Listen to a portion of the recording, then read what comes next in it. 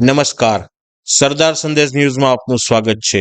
ભાવનગરથી Vallabhipur highway road ગોજારો થયો।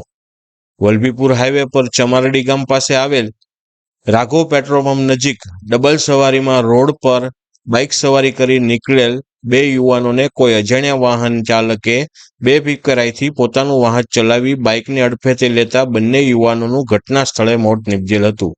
મૃતક બંને યુવાનો સિહોર ખાતે આવેલ સાહેબ બંધન મિલમાં નોકરી કરતા હોય તેવું સૂત્રો દ્વારા જાણવા મળેલ છે। મરણ જનાર યુવાનોના નામ રવિશંકર ઉંમર વર્ષ 19 અને મનોજકુમાર ઉંમર વર્ષ 20 હોવાનું જણાઈ રહ્યું છે। રિપોર્ટિંગ જયદીપ ભટ્ટ, સિહોર।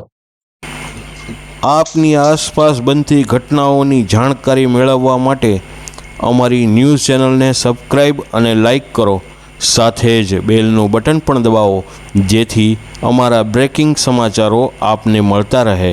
ખાસ અમારી ન્યૂઝ ચેનલની લિંક આપના સ્નેહીજનોને શેર કરવા પણ વિનંતી છે। આભાર।